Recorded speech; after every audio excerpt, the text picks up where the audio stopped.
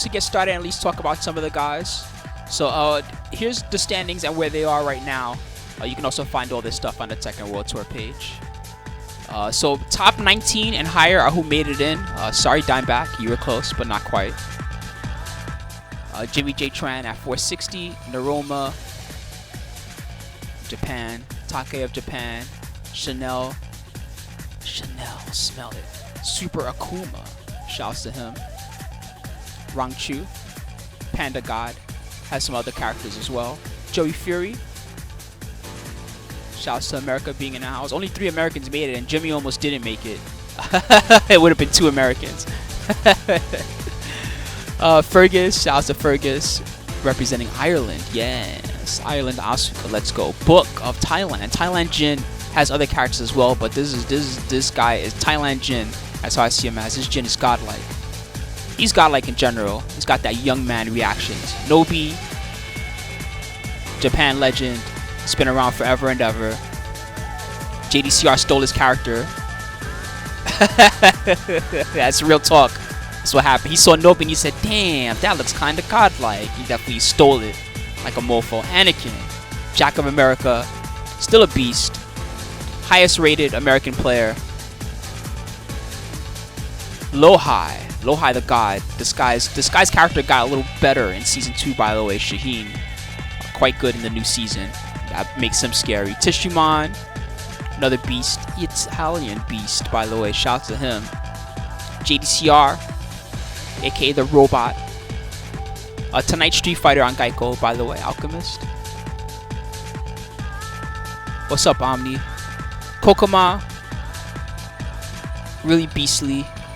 Lots of characters. I know that Kazumi is what they showed there, but he has a multitude of characters that he can play at tournament level. Saint, probably best Jack in the world right now, but we're gonna definitely talk about Jack, by the way, because Jack has an interesting nerf that surely will affect all these Jack guys. Yeah, Qudans. This guy's an actual god. See the wings? Yeah, that's how you know. Jundding, look how many points he has. You serious right now? He beasted everybody. My man dances on you at capos. Eddie, Lucky Chloe, and then Ni. They have him as Jin here, but Ni probably plays like half the cast or something like that at tournament level. And in fact, we'll get to see him play several characters when we talk about him. All right. So let's take a look at our first monster. It's Mr. JimmyJTran. And yeah, so this guy is most well known for his Brian. Resides in Cali, NorCal. He's got 460 points, and to get in, he only had to compete at 4 events, which is actually really impressive that he pulled this off. Pretty crazy. So CEO, he got 7th. That was a master. Summer Jam, he got 2nd. That was a master. SCR, he won that. That was a challenger, and then he got 4th online. So his strategy, and I'm not sure that he thought it this far ahead, but perhaps he did, because if he did, he's Omega smart. His strategy was to not show up to too much, but show up to things that he thought he could win or would get really far at. And SCR, he won. Summer Jam, he actually came really close to winning. In the end, he was defeated, but he got really far. CEO displacing out of Masters was really good points for him. I think, if anything, the hitch for him was only getting 4th at the online tournament. I think if he had gotten 1st at the online tournament, then his plan would have worked 100%. He would have just been in there and not had to worry. Because he was only 4th at the online West, he was in danger at Canada Cup, although in the end, he kept the spot. Anyway, I do happen to have some of his matches here. JimmyJTran, the god. This guy's a beast. And we'll get to see some of his Brian. This is a character he's most well known for. So this first matchup is going to be him against Speedkicks, who's another player that's traveled on the tour a lot and competed at high level.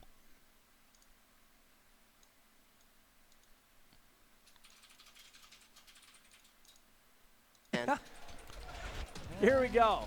All right. Side of the winning side of the bracket. So Speed versus Jimmy. This is going to be Hwadong versus Brian.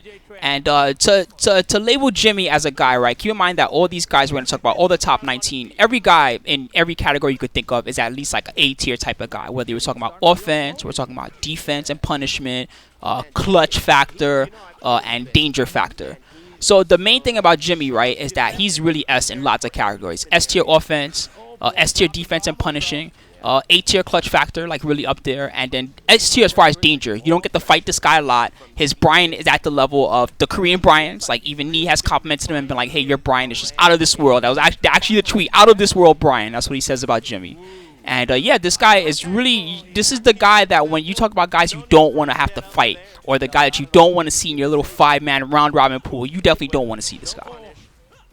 And that's why his danger factor really up there. Good block.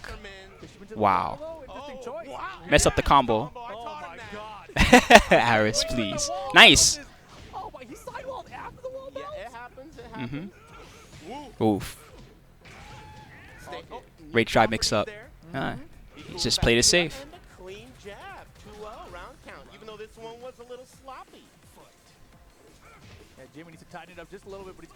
Is it really a slideshow for you guys in your end? Maybe I'm out of CPU. Let me check. My man said frames, bro. Let's see. Am I dropping frames or do I just need to reset something? All right, let's try something, guys. Let's try resetting this real quick. And if that doesn't work, then I'll just reconnect real fast. So hold on. Well, I'm glad we found this problem now and not later.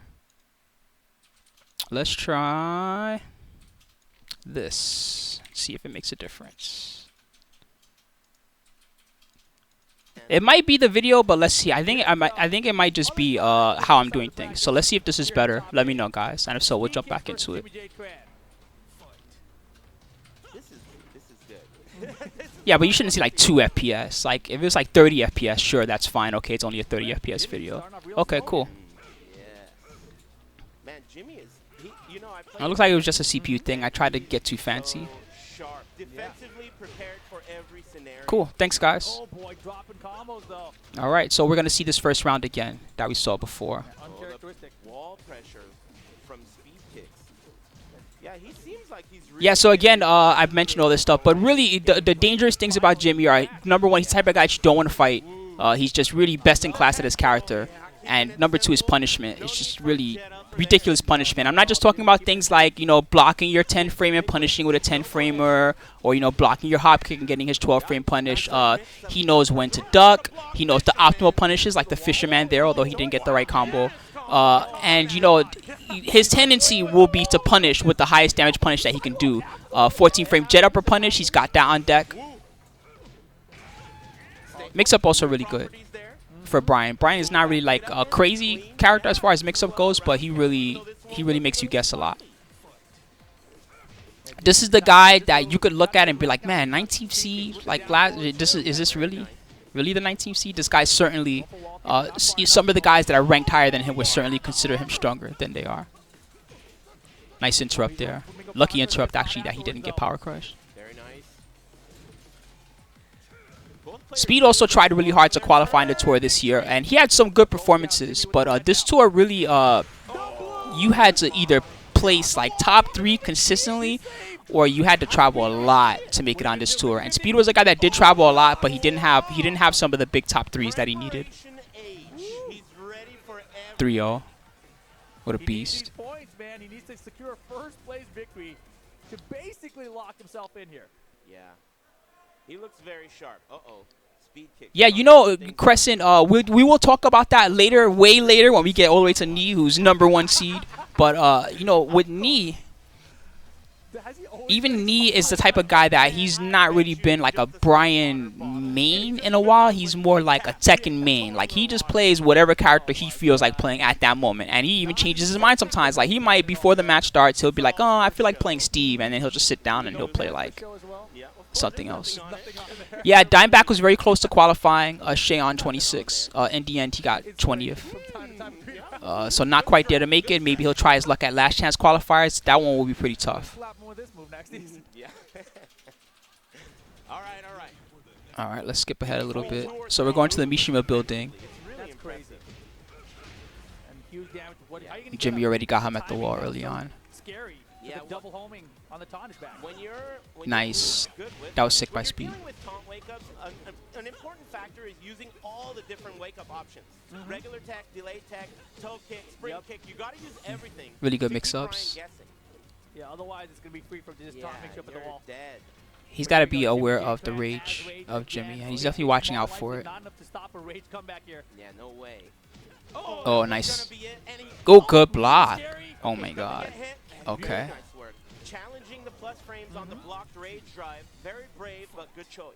Yeah, had to do it. Yeah, probably a good choice by Jimmy, because I'm sure that he got lots of good practice there at Master Cup. Master Cup's a really fun and exciting tournament to attend, so I could understand when to go that. It was not a tour event. Smart blocks.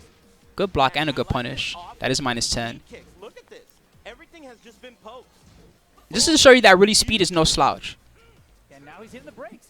He's like, I've got this huge light. He's got a big lead. He's chilling. Nice power crush. Uh-huh. Very nice. Wow, Speedkicks up 2 rounds quick here. Turning things around. Rooftop time. Yeah, Jimmy J really letting game 2 slip away here. There's the punish Okay. on that. Skyrocket. Yeah, low sock. Speedkicks is not falling for any counter hit traps. Woo. Pressure, sidewalk. Come on, did you see the sidewalk duck? That I'm was telling crazy. you, he's constantly worrying about different moves at the same time. Yeah, but Speedkicks making things up. Speed, really amazing offense here. Good punish. Yeah, Jimmy, he was trying to counter the wall step, he didn't find it. Really nice pressuring while he's minus. Whenever Jimmy's minus, he's pressuring with mid or low. Speedkicks answers back with Really good the answer by wave Speed his there. own. Yeah, definitely. So that was the second game of this set, and game 3 is around here. All right. So this time they end up on Forgotten Realm, and Brian does have some cool stuff on the stage. But I really feel Nice like when punish. Speedkicks was stepping up the offense, Brian's that's punishment, less than 15 frames, is only okay. 1-4 is the 10 frame. I forget what his 12 frame punisher is. It's not excellent though. Oh my goodness. 14 frames if you can do it. Jet upper is really good though. From crouch, it's like while standing 4, knee that doesn't even start a combo. There is a last chance qualifier. Drin Mines. Where's the blue back one? Oh my God! Wait, Oh no, he tried to get the floor. There it is. Speedkicks with the blue down Okay, low. right back at you. Good block. Defense. Look at the Oh corner. man, amazing defense. Wow, and good mix up. Close it out. Man, that was a close Yeah, this stage is very. I mean, this stage is okay for both guys, but for Brian, this stage really opens up his carry. Whiff. No laser sword that time. Man, really good mix up. He tried to get a magic 4 there. Speedkicks, jab pressure, answering back, not keeping Jimmy in Oh check. wow, he step. That was he actually forward because he read that a step was coming. But Speed had a really good timing there. That's a nerf for sure. Man, he's so patient. And Jimmy is He's behind, but he still right in speed. knows how to be the aggressor. Oh, counter, big counter, Downstairs for sure. ender. Oh yeah. And he's gonna do the combo, and we're gonna look at some taunt pressure. Oh here. my Look at God, damage. can you get out? Doesn't want to tech roll. Okay, nice chase. Big mix up. What the? Whoa, the movement, really critical movement.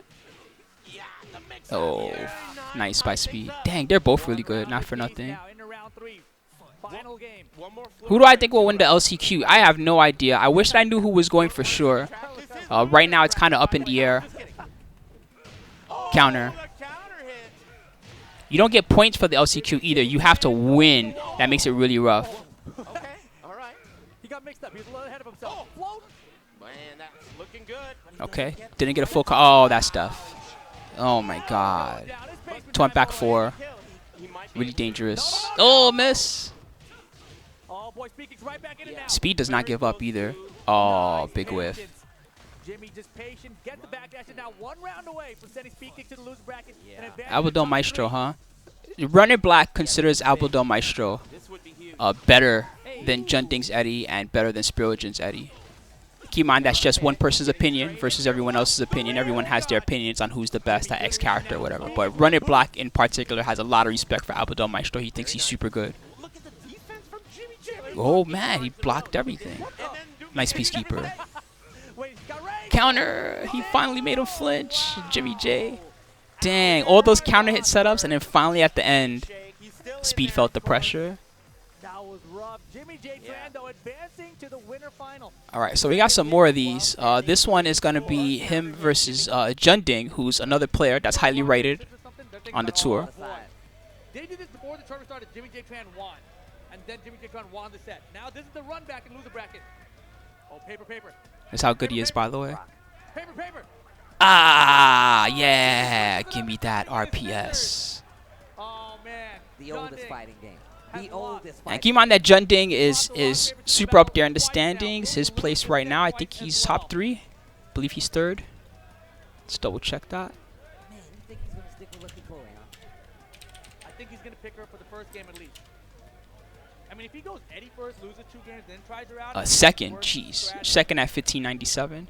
The top 3 are all gods. Ni, Jundding, Qudans, Saint, number 4, KKOKKOMA, number 5, JDCR, number 6. They're all beasts. Alright, let's see if we can jump into this match.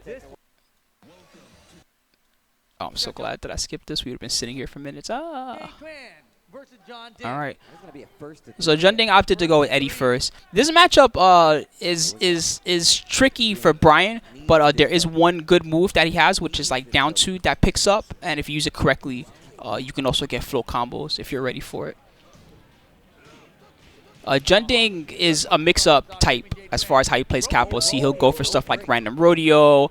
He'll go for a lot of random RLX. Not the same way that Spear likes to use. Like, Spear likes to do run-up RLX just in your face. But he will RLX a lot. He's the type that will do back 3-3 and like delay it and try to catch you. A lot of mix-up. Anyway, Jimmy will have to use a lot of that move down forward too. Oh my. Open spade. Are you serious? Oh my god. Alright. For those that don't know how that works, taunt jet upper, that's a 1-frame input. And the input for the jet upper is forward back 2. Sorry, back forward 2. I get confused with him and Lars sometimes. So you have 3 important inputs that you have to do perfectly to get that 1-frame timing. Follows up with a soccer kick. And now Jimmy pushing Jeondding to that corner. He's fighting back now. There's an orbital. And this combo is going to hurt. Oh, Yeah, forward back 2. Thank you guys. Back forward 2 is the Lars 14-frame move. It's forward back 2-1. Also a very good move. wow. What the hell? Oh, the cameraman screwed that up. Oh my. Now back 3. Very good. Look at Jeondding's face. I don't blame him. That was some garbage. He hit the, usually Eddie's Yeah, that combo was extremely difficult. If you're ever curious, try it out yourself. Things that you can do consistently are taunt forward 2-1-3, I believe is a string. You can do taunt 1-4, that one's very easy. And taunt back 4 at the wall is hard but practicable. Like if you're a good Brian, you can do taunt back 4 at the wall pretty consistently, and that gives you guaranteed jet upper. But taunt jet upper mid screen, that's like the dream. If you can do that, good block. Yeah, Jundding can't get anything good except for these rodeos. Those have been working out well for him. Rage drive, mix up, he blocked, tried to step away, good duck, but he couldn't get a real launch. Oh, finish the string. He's a madman, guys. That string's mad risky to finish. He would have been dead. Nice block. That's one thing about Jundding, he would just do it. Making him think about that throw. Yep. Making him think about it. Jimmy breaking all the throws. He's trying to wear down Jimmy's defense. One thing that you can do is, yes, the good guys will break throws, but they won't break every throw. Their break rate is like 80 to 90%. I think Knee's got a lot of work to do if he wants to win this finals. The points are only one part of the story. He does have a multitude of points, and he did have a lot of good performances. But this tournament is not free like some of the other ones that he attended. He's got a good life, but he's back against the wall. He's got to be careful. Oh, you got to be careful. That move's really hard to whiff punish. You just punish in general. Patience. 18 seconds to go. Jimmy J Tran. Really good life lead. No damage. Yeah, scared of the relaxed attack. Yep, he didn't know what was coming. Now 10 seconds to go. And it's good to take your time. Here comes the rage. Okay, time's gonna not favor him. Peace, I'm out of here. He's definitely running. Peace. All right, here we go. Final round, game 1. Jeondding. Yeah, they both these guys have to play so tight. Oh, that was the right time for that. All the way to the wall. That's the first orbital that we've seen in 2 videos from him or something like that. He really does. He really knows how to make that move hit. He's not the type of guy to just throw it out there. Nice. And try to chase the step. Oh, he got it. This No. time it goes around. Oh my God, goodness. he needs more damage. All right. Jeondding spends his rage earlier. This is kind of good for Jimmy because Jeondding did need the damage. Ooh. Less damage Man, overall. Jundding really would just do it. He's a beast. Much closer to winning this one. Almost got him. Jimmy Nice. Tran, game number 1. Wow, that was way closer. All right, so that was the first game. Let's see what happens in game number 2. Maybe it's just too much stress, you know, dealing with the non-stop of these rounds, 5 rounds at a time. This is one thing about Tekken at this level. When you're gonna beat someone else good, like you're not gonna 3-0 them most of the time. You're not gonna get like random perfects easily and stuff like that. You can see that both guys are really working for it. Very nice interrupt. Okay. Soccer kick. Man, really good knowledge from Jundding. He's able to react to that crouching mid. A lot of guys are bad at punishing that move. First round, game 2 in this losers final. Yeah, I like that he's committing with Eddie though. Like even though I feel like he should be shooting Lucky Chloe, I like that he's committing to Eddie. Okay, counter. Once again, down back to the rear line. He's gonna get really good carry. His in-close game is very strong. He goes for a lot of knees, a lot of down forward 1, a lot of down back 3. Really mixes up between those. Down forward 2 sometimes, down forward 2-1 or down forward 2-4. That was a good slippery kicks. Jundding. No, there's some guys. Albadel Maestro, one of the guys that apparently is looking to travel to LCQ. Ooh, counter. It's the counter hit. That's gonna be round number 2. The blue stuff. 1 round apiece.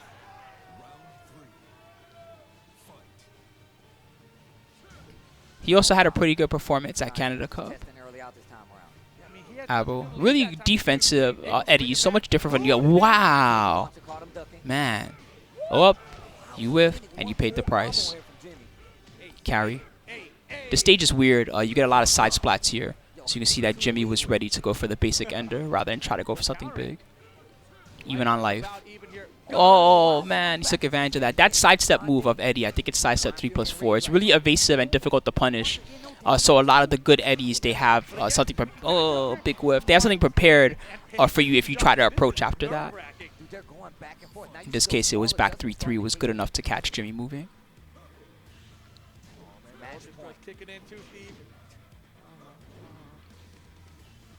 Yeah, Yamasa boys. Yamasa boys are also strong. You know, Cassidy, since we're talking about Jundding right now, Eddie does have really good lows, but a lot of them are not starters outside of the slippery kicks. So if you kind of watch out for slippery kicks, but let a lot of these other lows happen the way that Jimmy's doing, you can kind of avoid some of the worst situations. Nice! That was ridiculous. Final round, game 2. Can Jimmy go up 2-0 here against Jeondding? Pressure with the back one to start things off.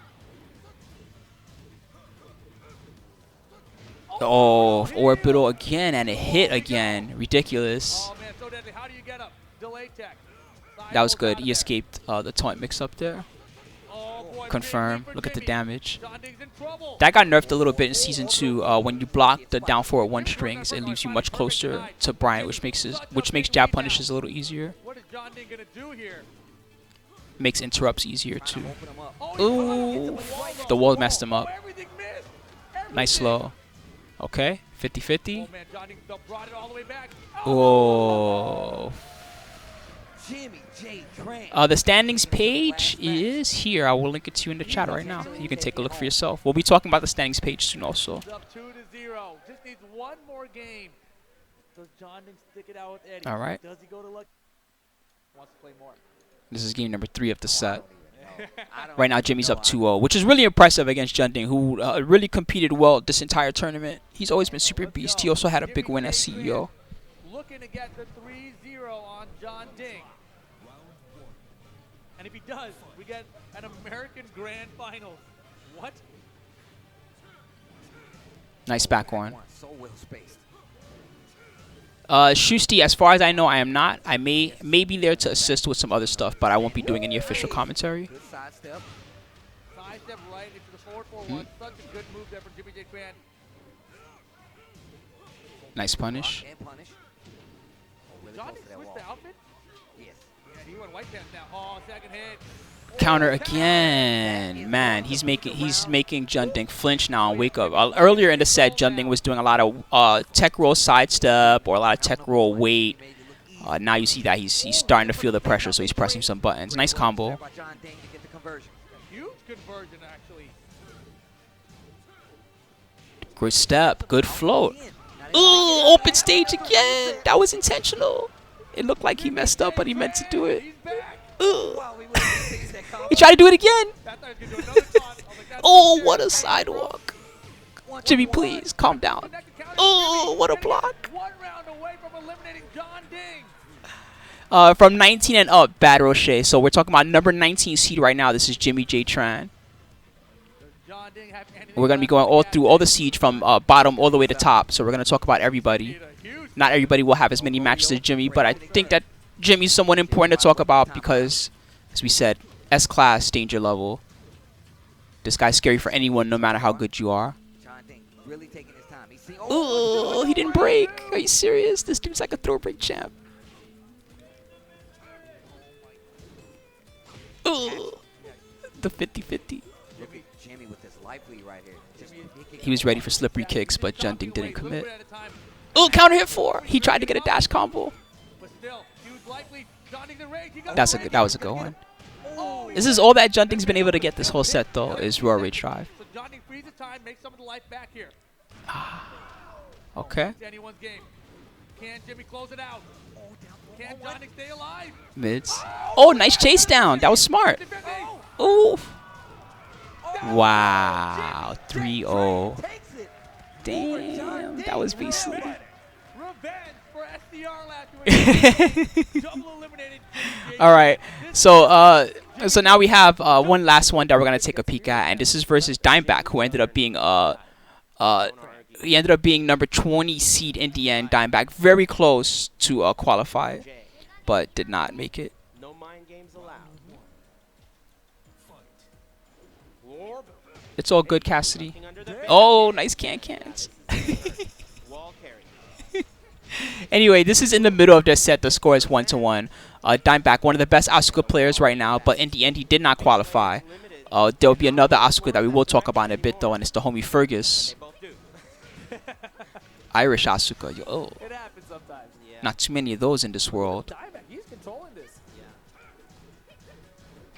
Punish. Oh, my goodness. Big miscalculation. Yeah, why did he commit to that there? That's one thing about Dimeback is that. Oh, my goodness. By the way, every orbital that we've seen JimmyJTran do has hit, if you guys have Always noticed. be mindful of that. Yo, my man just knows Okay. every time. Backing up, spacing, wants the opportunity. Oh, nice side step. and beautiful launcher there. He earned Yeah, it. Dimeback's really tilty. That's his thing. Sometimes he plays hot, and then sometimes he plays cold. Counter, hit, wake up. Misses another taunt jet uppercut. That's 3. It's okay. We got orbitals. We don't need taunt jet upper. That's a sometime. Oh, nice down forward 2. Yeah, what a wall carry. That was a nice combo. Movement. Oh, Oof, tried to catch a step there. Anti-dentite arc Nice. blast Good with- whiff punish. Punish again. He could have punished harder, but that's okay. We'll take it. Jimmy J. He's staying solid here in this game 3, but keep in mind he's on winner's side, so each win is so important. Counter. Oh, Oh, he missed it. Dimeback just didn't even try to crouch. You just like, oh god, please let me block this. Dimeback is going to start ducking after a taunt. Okay. It's not a bad idea. Yeah, I guess, right. At this point, Side step 2 pays off here. You know, it's Don't funny. see much of that out of Dimeback either. Man, people know the tech on duck after you get hit by taunt and hope that you go under the jet upper. Counter hit 3+4. His counter hit game's really good. He's starting to catch those down forward 2 attempts. Oh, too far, but it doesn't matter. wow, 2-1. Jimmy J shaking his head, not happy about how that last hit whiffed. I don't know if I would be disappointed with my performance in that one though. All Alright, Kinder Gym. This stage is basically the same as the training stage. With a character that just you don't see it happen too often with Oscar. Where'd the bite come from? Well, here we Alright. go. Finally, we missed an orbital. Yeah, this is going to be Wake up 3. tournament game point for JimmyJTran if he can get it. Ooh. Sidestep right into the Tooth Fairy for Dimeback. He is so good at it. Yeah, well, you know, Esteban, one thing that Asukas will do, right, and Fergus does this, Dimeback does this, all the good Asukas do this, right, is they have a 50-50 game when their back is to the wall, especially, and their 50-50 is either they do can-cans or they do back 3, right? And can-cans, if you really want to deal with it, you have to duck. But then if you duck, back 3 hits you, right? And then also back 3 will crush a lot of your stuff. Can-cans will counter hit a lot of your lows, things like that. So that defensive tool is really good, and they have a habit of picking a good time for it. scaling to go up due to the grounded hit, and it does a chunk. Jimmy now 2 more rounds. Okay, no low parry there, and there it is. Well, it's not about really deserve fair tier Asuka. It's really just about, you know, who was the best, right? And Dimeback was very close, but he didn't quite make it. I'm surprised we haven't seen more of it in previous sets from him. Yeah, it's safer than Tooth Fairy, but So yeah, he doesn't like it. I guess He likes to you're kind of right in that he didn't deserve to make because he's not in right now. Oh, yes. Oh, Nope, not this time. wow. Nice work, staying composed, staying in the set. Side step 2 from Tana. Counter, he finished it, and he got a little free down. Whoa, that was clean. Gets the bound. Nice combo. Oh, nice. A little extra damage. All right, Dimeback It's all working out. The hatchet, machine gun pressure. Asuka's jab punish is not very good. Yikes. I don't remember if this was season 2 yet or not at SCR. Jimmy J 1 round I think it away was like the from first dropping season up 2. Huge meal. Tournament point for Jimmy J. The Juggernaut. Went mid there. Low hatchet. No, there's the can-cans. Dimeback man. Is he going to do it again? I don't know. I hope so. He only has a couple chances left here. Counter. This is big. That was one of them. Now he's into kill combo range. And no rage for the comeback yet either. Oh, Nice hatchet kick. Oh, Uh-oh, counter. man. Dimeback's not giving up. Be close, too. Oh man. No technical. Nope. Oh, man. Yo, the setup. I'm surprised that he blocked that, actually. That's it. Jimmy J. JimmyJTran. Nice work. Yeah, her jab punish is 1-1. It's not very good. Handshake. That's one thing about Asuka. 10-frame punishment, not good. Her 12-frame punisher is good. It does knock down. Listening, I don't give an ass. All right, well, good stuff. So that was JimmyJTran. Props to him. We'll be seeing him in the tour. Yeah, and I hope that you guys are excited because I know that this guy's a lot of people's favorite player. And he's one of my favorite players as well, in fact. So I'm very happy to see that he made it. Seems like he was very calculated about what he was going to do and which tournaments he chose to attend. And it paid off for him. I mean, he's here in the tour. And it really doesn't matter which seed you are in the tour in the end because, you know, you don't care if he's first seed or if he's 19th seed. You just don't want to fight this guy. That's just how it is. All right, so next up we're going to talk about Noroma of Japan. And he's known for several characters. The 3 that are listed from here on the page are Double Jin, Jack 7, and Dragunov. And he mostly went to Asia. We didn't see him outside of Asia too much. So the big placings for him, SEA major in Singapore, he got 5th. He got 9th at the online East Asia tournament, 13th at Tokyo Tekken Masters, which was still worth points because it was a Masters event. Ibujit Cup, he got 2nd at that one. 1st place at the Taiwan Challenger event, 9th at Battle Arena Melbourne, and 3rd at Korea Masters. Let's see, I believe I have some footage of him that we can take a look at as well.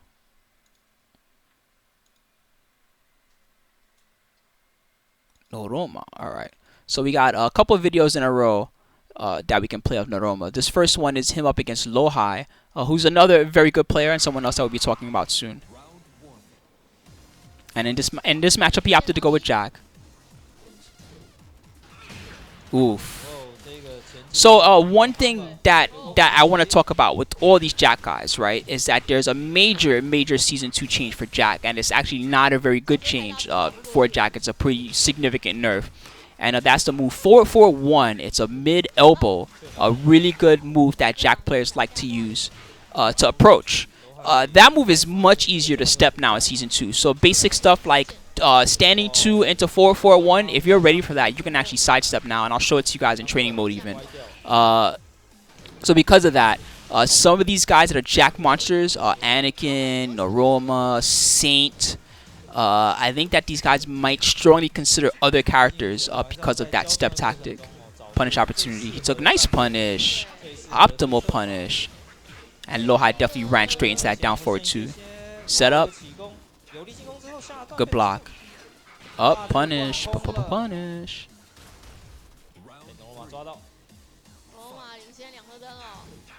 Alright. So round number 3 for Noroma here. LowHigh is trying to put on some pressure with this Dragunov.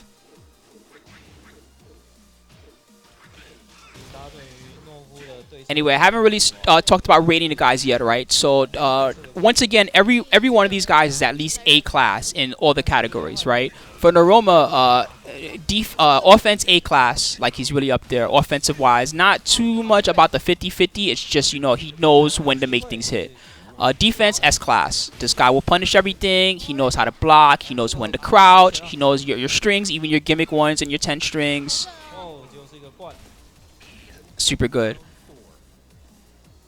Clutch factor S class. This guy is the type of guy that it's really hard to finish him off when he's almost dead. It does make some mistakes here or there, but nice break on the multi throw. Hands off. Danger factor, he's like A. This guy's really dangerous. You know, Jack is a character that most of the guys do know how to fight. So, and some of his other characters are also popular as well. So you're generally gonna know the matchup against Noroma, but he's still gonna be best in class as far as the characters that he plays. Biggest danger for Noroma is defense. It's really hard to approach him, even with characters like Dragunov, as you saw, that have good 50-50. It's really hard to open him up. And you can see it by how the crowd has been silenced. It's just like, man, he blocked everything. I don't understand.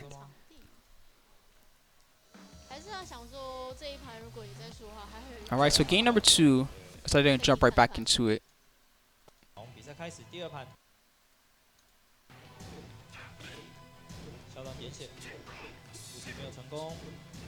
This time it's on the church stage. I forget the official name. It's like the Claudio stage. Hands off. Oh, but here's my throw. And some rage damage. Ooh. Wow.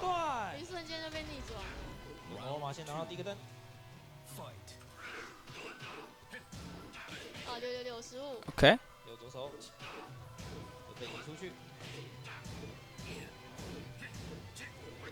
Nice duck. Nice again. Man. And you can see that whenever Noroma is the one that's approaching, generally like what she's doing is working. But when LowHigh tries to attack, he's getting ducked, he's getting, you know, backdashed, and he's not really landing any significant mix-ups so far in this set.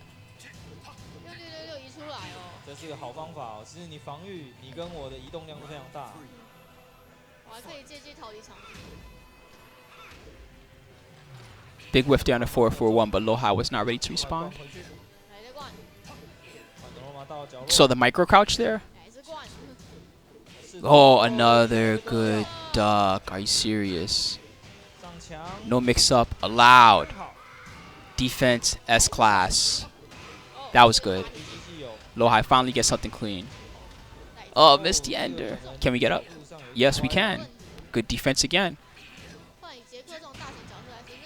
He's willing to take those down twos. Oh, big whiff. Nice approach. Noroma, he smelled blood.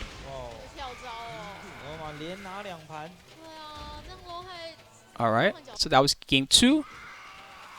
Now we're going to Forgotten Realm for game 3. And LowHigh switched up to Lars. This was a character he was very good at playing in Tag 2. One of the best Lars players out there. This character's all 50-50s and Oki. Kind of like Dragunov. Dragunov's got really good 50-50 with the running 2 down 2. Down 2 did receive a nerf in Season 2. It no longer forces crouch, and I think it's -1 on normal hit now. Oh, no punish.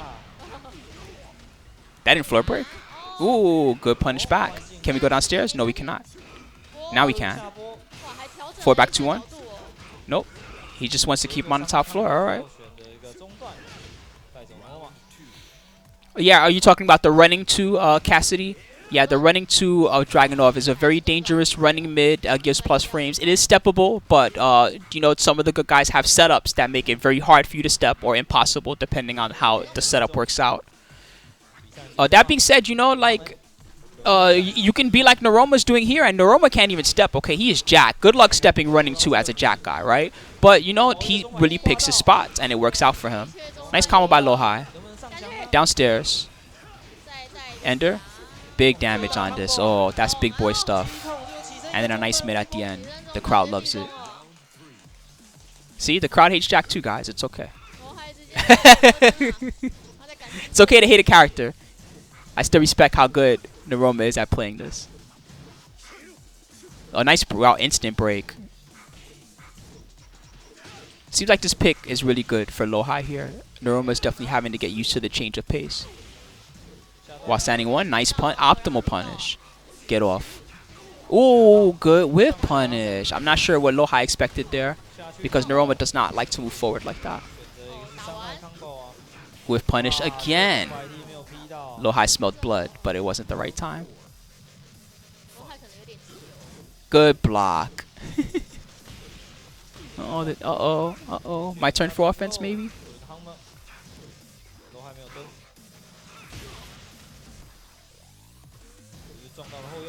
Oh, that was sick. Dang, look at the damage. It's not over yet. Oh, that was so much. Oh, minus 13. Oh, good float. Not much damage, though. Oh, and he didn't get the carry that he wanted. That's rough. Oh, good one. LowHigh. Straight into Rage Art. Alright, so LowHigh takes that game. We'll see how Noroma deals with this change of pace. Alright. Looks like you opted to go with Fang.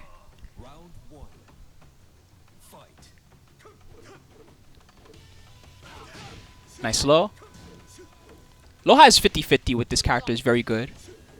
He really knows how to make the lows work. He doesn't get blocked and punished too often. At least in this set so far, he's been looking very solid. Fang was, man, Noroma's got bad luck, huh? Fang was another character that received a few nerfs. Some of the Kempo stuff, you can now jab or you can down 4 them in time if you have a fast down 4. The backwards momentum is not as good in some of the setups.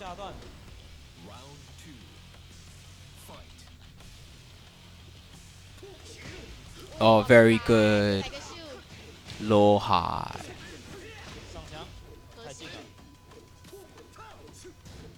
Ooh.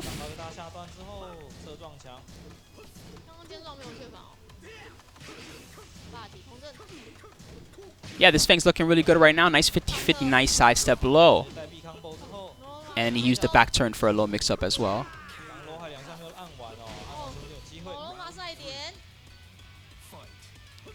Man, now LowHigh is the one that has to get adjusted. This change of pace. Okay, small punish. I think you can get more as Fang there. Good block. Counter hit down back 4. I have it too. Ender. He got it. Tried to escape the wall with a forward roll.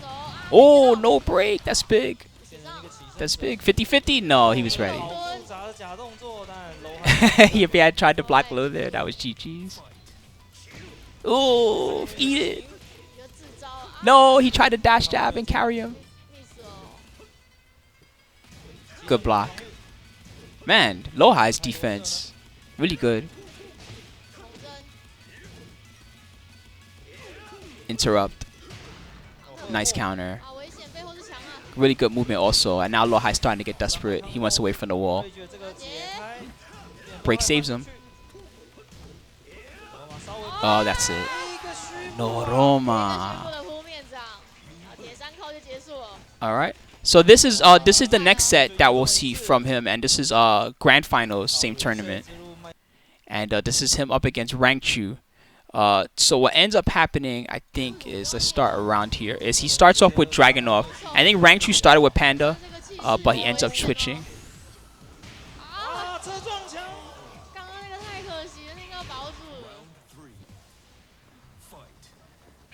I believe that these two fought in losers, and Rangchu tried Panda, and it didn't work well. And yes, Noroma is indeed in. He's seed number 18. Number 18, Noroma. Number 19 was JimmyJTran, who we just talked about a bit ago. Counter hit. So this matchup, Josie versus Dragunov, this is really mix-up oriented for both guys. Both guys are really going to 50-50 the whole match. Even if you tried to block, it's really difficult to block all this stuff consistently from both guys. There's just so much 50-50 that both these guys can do. Josie also has some very good punishers. 13 frame punish from crouch that gives a full combo, and a 14 frame punish from standing that also gives a combo. They're not the same damage as her open combos, like a raw down forward 2 or whatever, but they're still very good damage at 13 frames from crouch and 14 frames from standing. So not only is she good offensively, but she's also good from a punishment standpoint.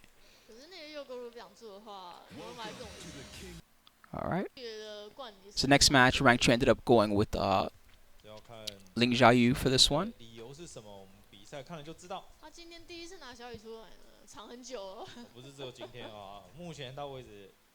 即使是上周霍兰赛也没有看到他用这个角色哦。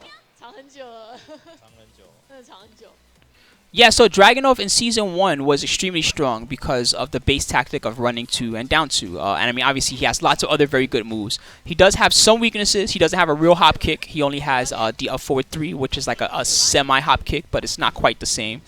So that makes his defense a little bit weaker. But that being said, running 2, down 2, really good. Back 1+2 is amazing. Wall damage is amazing. Really good tools. A significant change for him in Season 2 is that down 2, what that move used to do, it's the little low where he punches your foot. That move used to force you into crouch when it hits you. Now it does not force you into crouch, it leaves you standing. And you're +1 rather than he being plus like it used to be. So that really makes a big difference in how effective the move is. It does still have a counter hit effect that's dangerous. So if down 2 ever counter hits you, you have to be aware. But on regular hit down 2, you actually can respond sometimes.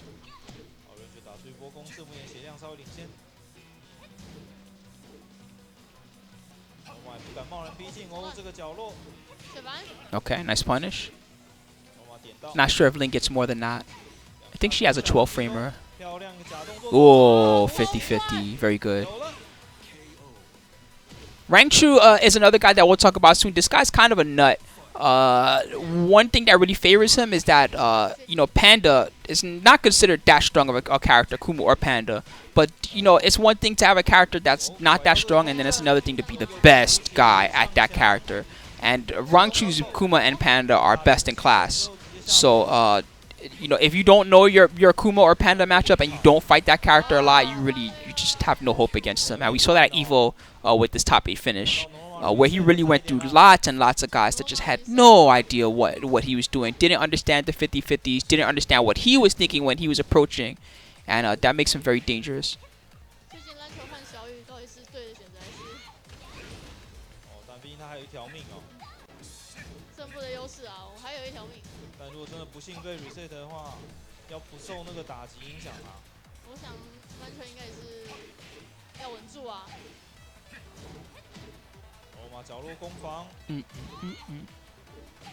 Down forward 2, very good one. That might work actually. Oh, Dragunov, please.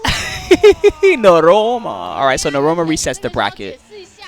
All right, so let's jump a little further into this set. Give you an idea of how things are looking. I think Rangchu is going to take this one, if I recall. He did have to go back to the Josie.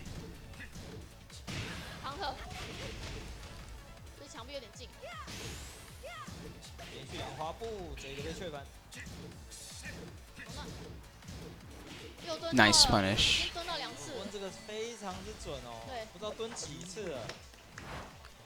A lot of that was mix up that particular match from Rangchu.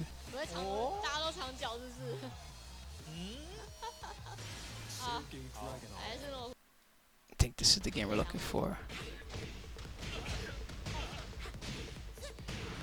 You know, it's hard to find good Josies. I feel you on that, Fair Tier Asuka. There are some good ones out there. It's just rare that you see them. Down forward 2. You know, Leo was a character that was considered S in Season 1. People were like, this character's S tier, right? Good luck finding like a Leo player. How many Leo players do you know that played Leo in tournament? And we're not just like, oh, I love Leo, she's cool. Really good with punish there on the wake up kick.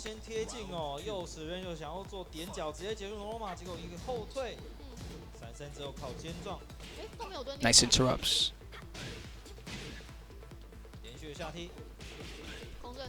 Really good poke game by both guys. Interrupt again. Good punish. That thing is minus. Think it's minus 12. I could be wrong. Down 2. Good pickup.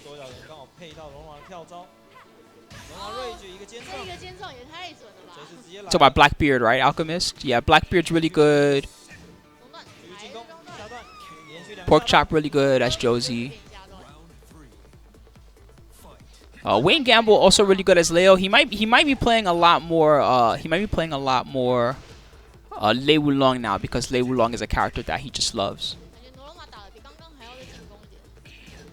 Lots of running too. Just really trying to keep the pressure on. There's that fake hop kick of Dragunov. Neroma's so strong. Anyway, guys, I think you guys get the general idea of how he plays so far based on these matches. But there is one thing that I want to talk about while we're talking about him, and that's that on his character roster, as we talked about, there's 2 characters, Jack 7 and Dragunov, that receive nerfs. And if you guys don't mind, actually, I'd like to load up the game really quick and show you what I'm talking about. Oh yeah, I did forget Bloodhawk, which I shouldn't because Bloodhawk's the one that taught me a lot about Leo. Bloodhawk and Wayne Gamble both taught me a lot about the character and how she works. Or he, if you prefer. Leo is whatever you want Leo to be. If you don't believe me, just try the outfits. Sometimes she's a girl and sometimes she's a guy.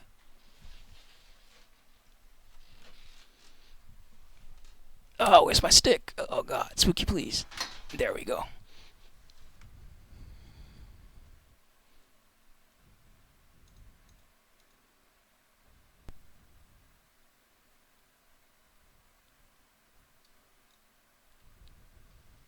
See if we can put this in windowed mode real quick and make our lives easier.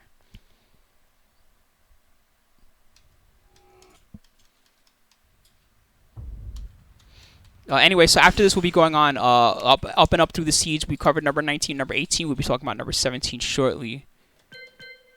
Let's see, options. Can I just make this window?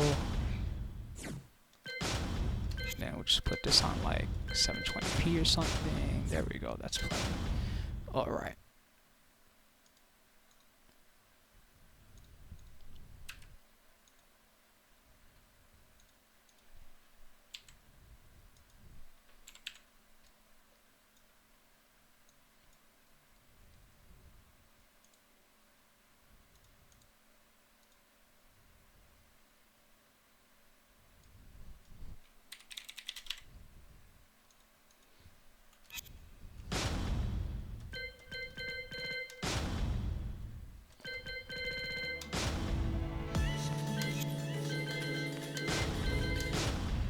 So first big nerf is Jack that we should talk about because this nerf is actually really it may not sound like a lot, but actually this nerf is pretty significant. And I'm taking a minute to even find them because I never played this character.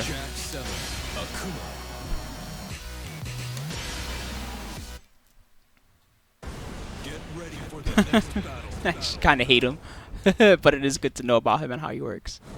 What's up, Antoine? How are you? Olympic also. I didn't get to see you Olympic in yeah, I mean these characters are both still very good. I'm not saying they're not. I messed up. I should have picked Jack player 2 and something else as player 1. Welcome to the king of Lucky Chloe, Jack 7. Get ready for the next battle.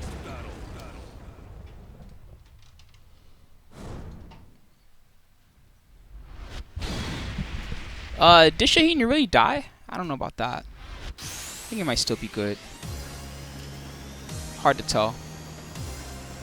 Alright, so forgive me while I try to program this in. Record.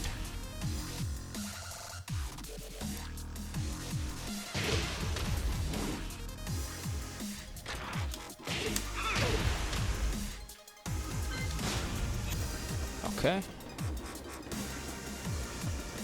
Alright, gotta actually make him play it.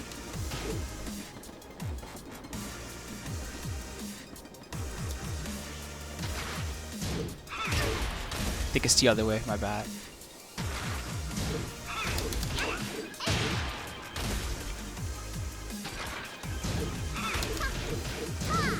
And I don't even know what move Chloe would do in this situation. It's mostly to show how easy this is to step now. So yeah, this is significant. This makes a huge difference for Jack. And it's quite easy to do this consistently. You just have to know it's coming and then body it. Alright, so now we'll talk about Dragunov and his change. That's really significant here. Welcome to the King of Iron Fist Tournament 7, Martial Law. Ah, where the heck is he? He's a character that I never pick. You can tell because I gotta like find him. There he is, Dragunov.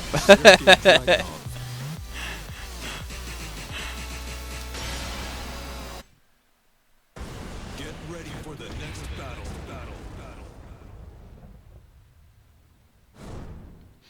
Yeah, these characters I think are still playable. It's just notable that these Season 1 tactics are not as good in Season 2. They're things that you have to watch out for, and they really do kind of change the character. So this move, let's see, record.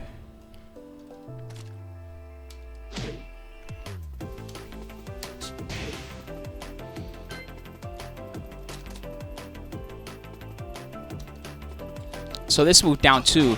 If you notice in the matches when he was using it, this move used to force them into crouch state after a hit, which was actually really good because I could only do like a while standing move, right? I couldn't do a regular jab or something like that. Now I can eat this hit, right? I can respond with like a down 4-1 or something. And if he tries to go for one of his slower mids or something like that, actually I'll counter him because now instead of this being 0, it's actually -1. So it makes a big difference on how you can approach. Or you can do something like this and you can respond back with their own low. Yeah, so you have to watch out. This is still a good on counter hit. See what I mean? So if I press a button into it, then I'll get bodied. But yeah, on hit, nowhere near as scary as it used to be. So yeah, just something to keep in mind with both these characters. Again, both these characters are still very good, still quite playable, and in fact, you'll probably still see them on the tour. But yeah, just keep those changes in mind. All right, so now that we got that, let's go on and let's talk about the next person that's here in the standings. So number 17 is Take. And Take had some good performances. He mostly plays Kazumi. Canada Cup, really strong. SEA Major, 9th place, which is like okay. It was a Masters event, so he still gets lots of points. Did good at the online tournament. FE SEA Major, he got 1st place at that one. Good places all overall. Generally in the top 8, and when not in the top 8, just outside the top 8, like 9th place here and 17th place here at Battle Arena Melbourne. And I do have some matches of his that we can take a peek at, or at least one match that will really give you an idea of his play style. Let's see if we can find it. Noroma. Oh, sorry. We did that already. Where is Take?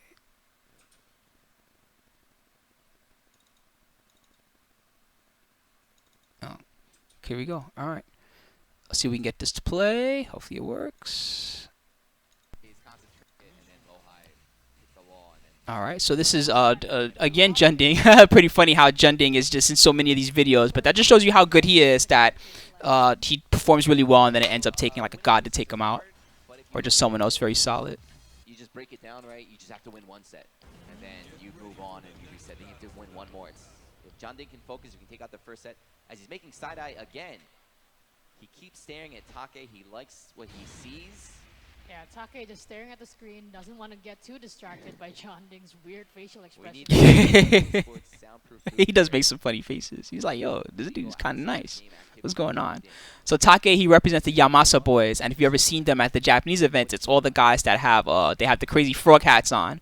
Well, Take, really a part of that crew. Nobi, you, Yamasa boys. They're all dangerous. Long-time players, Master Cup legends. Travel to Korea all the time to compete as well. Super godlike.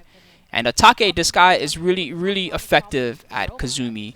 Just a very, very strong Kazumi player. Really good movement, really good timing, spacing, and patience. So to rate Take, same way we rate all the other guys, offense, S-class. this guy is a monster offensively. And Kazumi is not a character that has complicated 50-50. It's really simple. It's a lot of down forward 1, a lot of down back 4, a lot of safe pressure. But he's very good at turning that safe pressure into big damage, like you see here. So yeah, S-class offense. Defense and punish. Ooh, that was godlike. Damn, Jeondding. That was ridiculous. Defense, he's A-class. So he hits most of his punishes, and he knows your strings, and he knows all your tricks and things like that. Every now and then, there's a gimmick move that you can get him with, and you can get him to commit to a job. Every now and again, okay, that's pretty rare. That's why I put him in A-class rather than S-class like some of the other guys. As far as comeback potential, S-class. This guy's really good with his rage drive. He's really good at, he doesn't usually like to go for random launchers like the down forward 2 of Kazumi, which is quite slow, and the while standing 2, which is also quite slow. But when his back is to the 1, he has no choice but to go for something big like that. He knows how to create opportunities with those moves, which really makes him dangerous in that regard. Danger factor, this guy's A-class as far as danger character. He's the best at his character right now, Kazumi, pretty much. Like, there's not too many Kazumis beating this guy. But his character changed really significantly in Season 2. The down forward 1 got nerfed yet again. It's like the 5th nerf for this move or something like that. And also the way the stances work, or the way the fly stance work, is quite different. Options that used to be safe are not safe anymore, and there's newer mix-ups. So it may take him some time to adjust to that, or he may even start considering some of the other characters on his roster at the finals, and the Kazumi might end up being a secondary or something like that. It's hard to tell. Wow. Right between the legs. And Take making a statement there with that running 2. Amazing game number 1 for him. No round brown, stage select. Side eye city out here. Do you think Jeondding is gonna make a lucky Chloe pick? Actually, if you guys want to take a look at the page, by the way, you can peek at it yourself. I'll link it to you for now. That way, instead of hearing me talk about it, you can check it all yourself, and you can even fact check me and be like, "No, Spooky, you lied." Like someone in the chat says that I'm wrong about down forward 1. So let's see. Tekken. I do have the patch notes page here. Actually, you know what? Let's pause this for a second. Let's peek at it real quick because we do have the patch notes page right here. All right. And I'll even link it to you guys. Give me a second.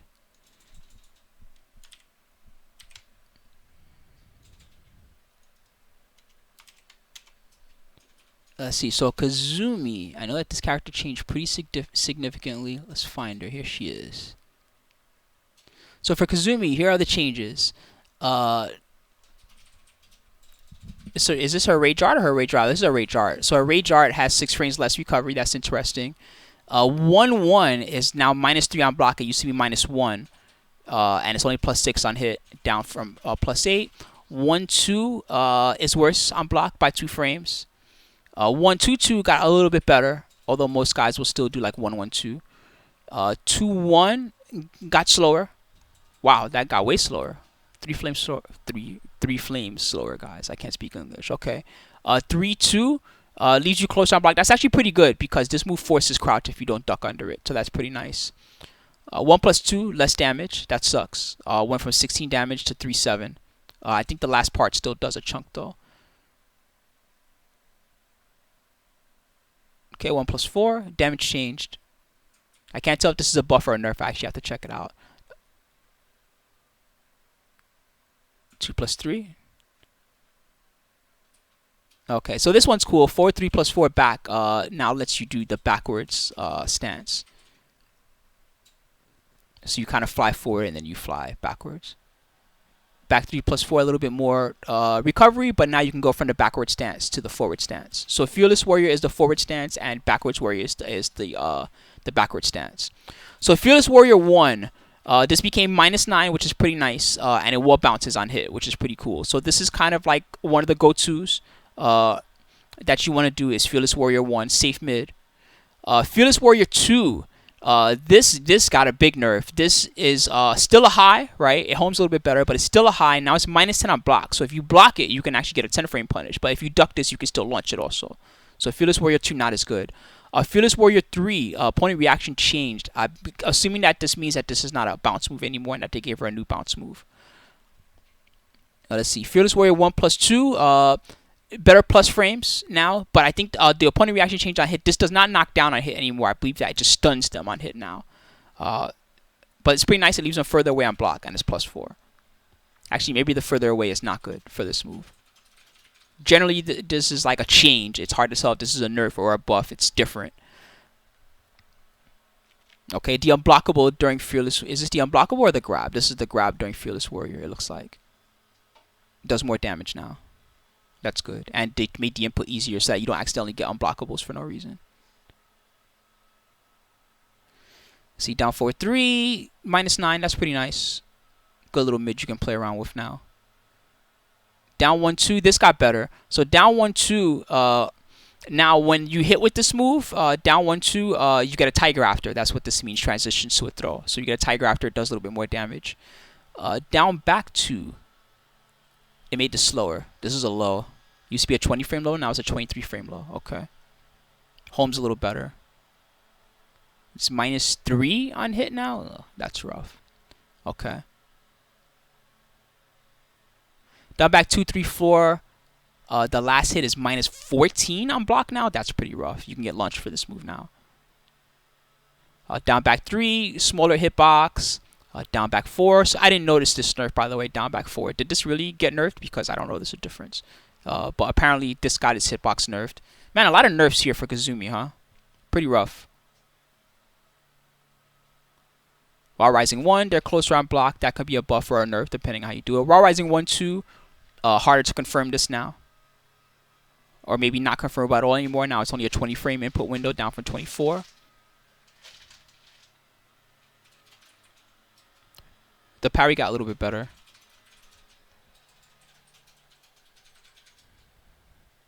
Oh, that's what it is. Thank you for that. Yes, down back 4 does not hit grounded anymore. That's a good point. That's what they changed about it. Shoot, that's rough. So you can't OTG with that move anymore? Man, she's much different. Anyway, having said that, let's go back to this match. We were in the first game. Let's check out game number 2.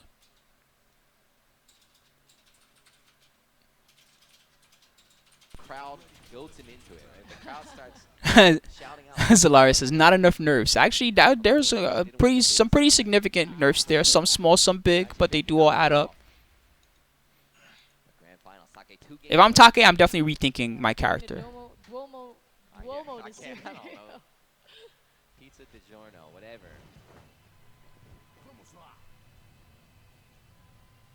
Here, 150 points up for grabs for first place. Yeah, but she definitely has received some nerfs here or there. She did get a buff on the original console. So when Tekken 7 console first came out, 1+2 became a flip move, which made it really good for Wookie.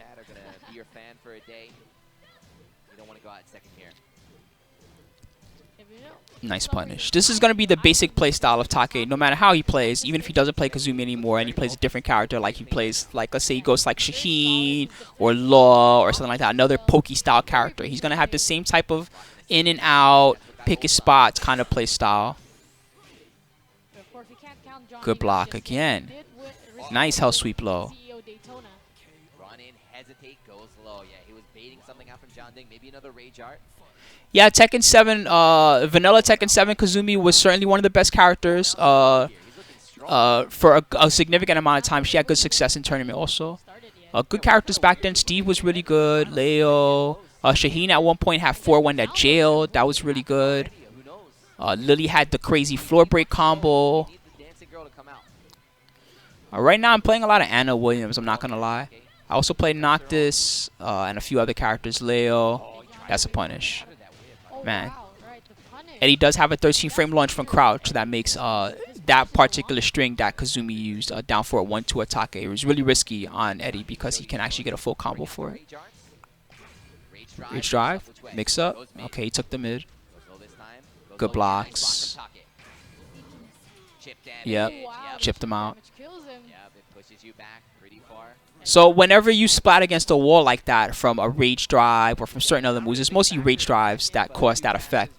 You take, I want to say 5 damage guaranteed, and if you don't have enough life to take that 5 damage, then you die. It could be 10 damage, I have to check it again. It's not a lot of damage, but it's significant enough that it can kill someone if they don't have a lot of health left. Whoa, nice step. There were a couple of close rounds between them, but then Take able to clutch Did that. Gigas really get nerfed? I mean, I see Joey Fury with a lot of success with that character. I don't know if I can say what happened to him was all nerfs. Round right now. 2-0 here for Yamasatake. UYU Jeondding. If we're going to see the Lucky Chloe, it has to be right now. Like Jeondding no longer Character smiling. select. And his smile's gone. No pop up, Yeah, no you're dancing. right. Yeah, you're right. He's like, oh, maybe I played around too much. Yeah, Take just staying focused. Here we go. Lucky Chloe is out. Taki takes his glass off. He's like, oh my god. What Who am is I this saying? character? Is she in the game? I don't even know her name. He's looking intently at the screen. How much experience does he have? I'm pretty sure they have a lot of Lucky Chloes in Japan. I mean, He got Retro Gaijin. He's one of the best. He's one of the top Lucky Chloes out there. They definitely have a lot of Lucky Chloe in Japan. I'm not gonna lie. When I played Net Play out there, there were mad Lucky Chloes. Holy crap, Chloe was everywhere. Can't stop her. Last year, actually, definitely at the start of the tour, Jeondding was playing more Lucky Chloe than Eddie. It you're wasn't right, even 50-50. He was mainly like starting with Lucky Chloe, and then if he got pressured, he'd go to Eddie. So. But then this time around, he's going with Eddie most of the time. But Yeah, Daydream. You know, from my standpoint though, I like so one example move you're talking about with Gigas is 4-4-4-2, and that when used to be mid high and now it's mid, right? Like, okay, it's cute when it was mid high, and if the guy didn't know about it, they would block high, and then you'd space him afterwards, right? But let's be real. Anybody that knew how to fight Gigas, you weren't getting away with that, dog. They were gonna crouch your second hit, and they were gonna kill you. Versus now it being mid, at least like they can't try to like run away in between or like try to like quick crouch or anything. They actually have to deal with the move in some way. And yes, you get 12 frame punished now for it, but you know what? Like you were getting launch punished before when they were crouching under it, dog. Like I'll take -12 versus getting duck under and launched. By her, even though she's a little blonde girl, she does a lot of damage if she can hit you. Yeah, 1-2 is worse on block now. It was 14, I think. Now it's launch. Yeah, that's it. But I mean, like, 2 more rounds, though, but yeah, if you again, I get why as a Gigas you would be annoyed by that change, but like every other character that has a 1 into a knockdown, it's launch. Kazumi 1-1-2, that's launch. Or Heihachi, Kazuya, anybody that's got that 1-1-2 that knocks down, they all get launched for that. Take on fire today. Jundding needs to break the momentum. Right now, yeah, it's still momentum. And yes, Joey Fury did indeed win a Geico with Season 2 Gigas. And he also did really well with Season 2 Gigas at Canada Cup. This is why I mentioned that Gigas is... Jundding in rage. Well, that's another thing. See, the stance used to not high crush, which I thought was weird. He's crouching during the stance. Why does he not go under jabs? Now he does high crush. I think that's a good change. I think you should reconsider Gigas. I think that Gigas is better than you guys think he is. Got rage again. 3 seconds. 1, 2. He blocked. Go. Amazing defense. Take, please. 8 rounds in a row. Yamasatake 1 round away from taking it here in Malaysia. He's 1 round away from taking the tournament, and he beat Jeondding without letting him take even a single round. I don't think that's happened yet. A blowout like this. We've been saying, though, this weekend has been a blowout. We've been seeing 2-0s, no round brown all over the place. I think it'd be a fitting end. Ikinasai. Ikinasai. Go, my pretty. Oh, okay, nice. Nice mix-ups here from Jundding. He's got to make something happen, though. No counter hit. Oof. Outside of rage. Nice duck. Man, he's not letting him get away with anything. Take. Ooh, another mid. Another mid. And then he waited for the rage drive. Down 4? No, back 2. I thought a down 4 was coming, but he back 2. Take. Alright, that was kind of sick. I'm not going to lie. So yeah, I would show you more videos of Take, but to be honest, whenever Take wins, it looks exactly like what you just saw. A lot of, you know, good spacing, good poking, good patience, good punishment. Whatever character he picks, whether he sticks with Kazumi for the finals or whether he changes it up, he's gonna do the exact same thing. He's gonna wear you down. He's gonna annoy you. He's gonna piss you off. And then when you overcommit and you start swinging big, then he's really gonna hurt you for it. And that's what he's very good at. And that's why he's been so consistent at all these events, like you see here. All right. Anyway, let's move on to the next one. It's gonna be Chanel. And this guy also had a lot of good performances, as you can see here. 7th at Korea Masters. Tiger Uppercut. Final round, he got 4th. Combo Breaker, he got 5th. Taiwan Challenger event, he got 7th. This is another guy that got top 8 like almost every time. And when he didn't get top 8, he was right outside of top 8. 9th tier, 13th tier, 9th tier. This is not a guy that ever goes 0-2. He really kicks everyone's butt. That's really what he's good at.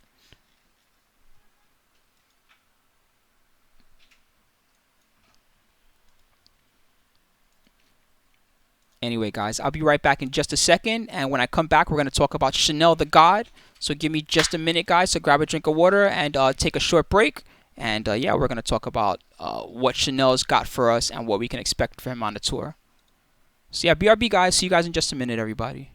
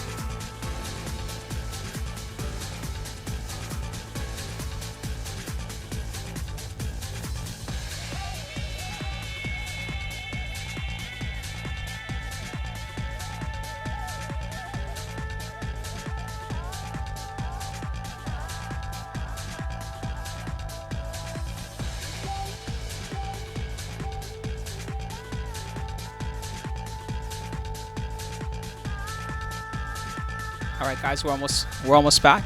Thanks for waiting, everybody.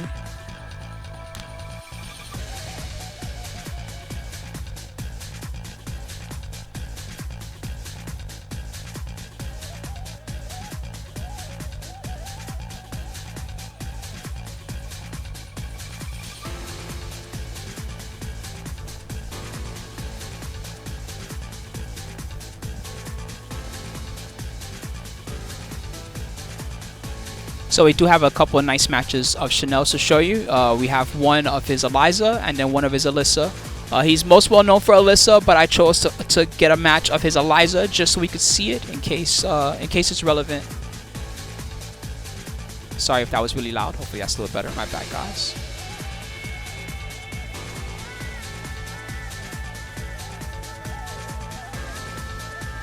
I'm sure they'll announce something at the championship. Maybe we'll get to see what Negan looks like. He's already been announced as a character, right? But we haven't seen his trailer or anything like that. Maybe they'll announce more characters. There's 2 unannounced characters, right? Or 3 unannounced characters, sorry. Wouldn't be surprised if one of those gets announced, maybe. It's kind of to be expected, I guess, that I think we should expect to either hear about Negan or hear about a new character. Maybe both if we're lucky.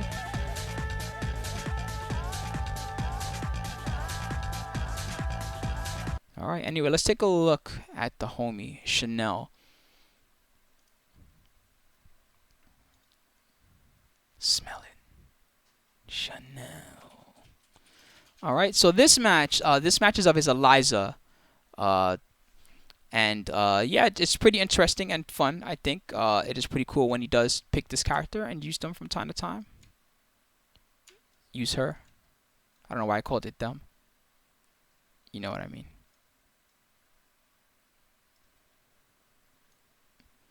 Anyway, let's take a look.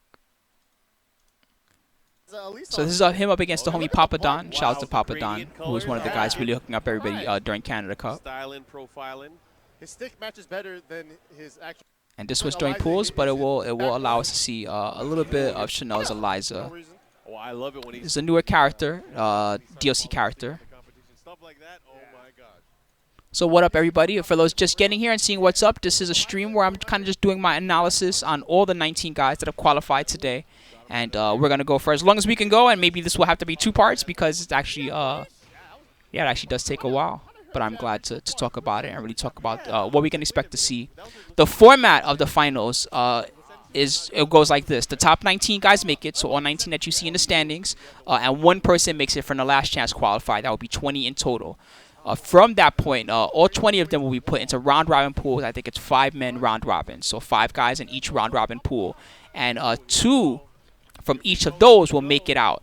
And the 2 guys that make it out from each of those round-robin pools will they'll be put into a final 8-man double elimination bracket, which will decide who wins the tournament. Yeah, that dark wave's pretty tricky just because it stays out in front of her. These are all recordings. These are all replays. None of this is happening live now. All the qualifiers have already happened. Every Masters event has happened. Every Challengers event has happened. The only live event left is the last chance qualifier, which will be at Amsterdam. It's 19 plus the LCQ, which makes it 20. And yes, I will be attending as well. Oh.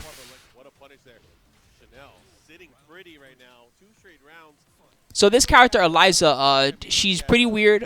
She's one of the Street Fighter styled characters in Tekken. That means that she has a Street Fighter styled jump.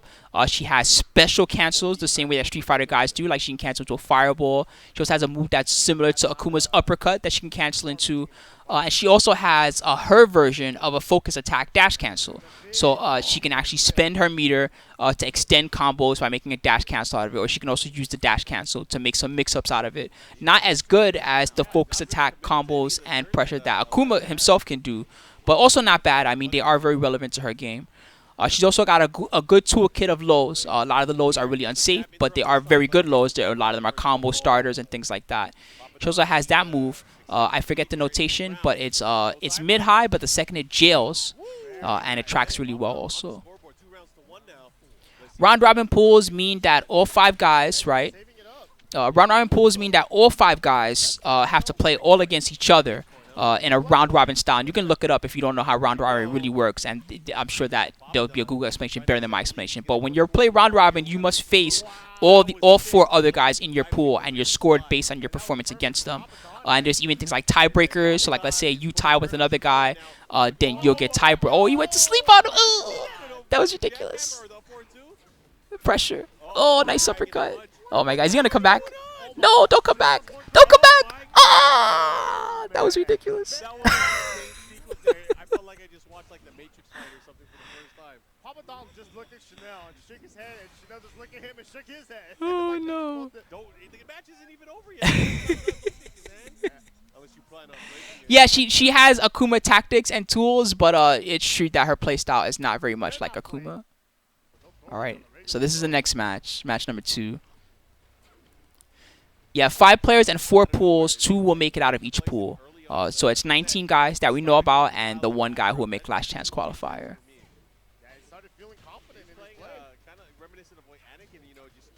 Nice punish. That's one thing that's very cool. She has a knockdown punish off jabs, which some other characters do have also. Like Akuma has the same thing, jab, uppercut, FADC. But really dangerous. Sometimes you're not ready for taking that amount of damage for just a -10 punish. Okay, low parry. Come on, Papa Don. Let's go. Get these rounds. Yo, my man. Yo, did you see the smooth back movement, though? What is she? She's floating.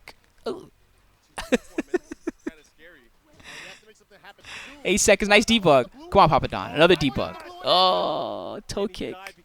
Toe kick saves lives. That might have been a grounded punish.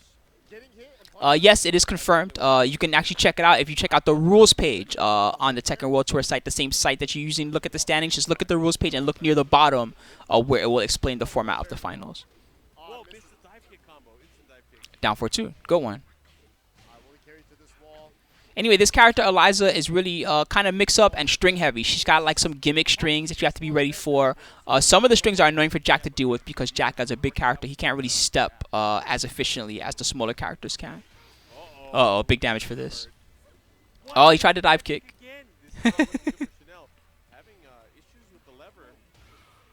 but he's having issues with the blocking of the projectile. Yeah, he's trying to sidestep and unable to do it at that range. And just like that, Chanel. I mean, I think that the EX dive kick, it's funny that you compare it to Cammy. The EX dive kick is actually like a better Cammy dive kick. It's basically invincible. Like you're not gonna beat it out or anything like that. It gives her a free combo. It's a really good move. EX dive kick is definitely the most dangerous move from Eliza. Second most dangerous is that jab into uppercut punishment. Really sick. Oh, gross. Anyways, back into the match. What's Chanel gonna do? Chanel has He's got a big lead. Okay, good one.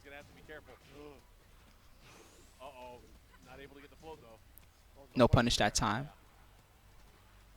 Anyway, I'm not sure how much of Chanel's Eliza we are gonna see. I just figured we'd talk about it and think about it as a thing, you know, and just show that it does exist and it might be something that he might consider. We saw a lot of good success from Eliza players at Canada Cup this past weekend as well. So perhaps Season 2 will favor him. That being said, let's take a look at a match with what most would consider his main character, Alyssa, and is up against KKOKKOMA.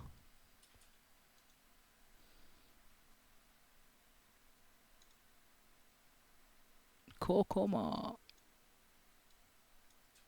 right, let's take a peek. Win this, he's guaranteed to be going to the World Finals.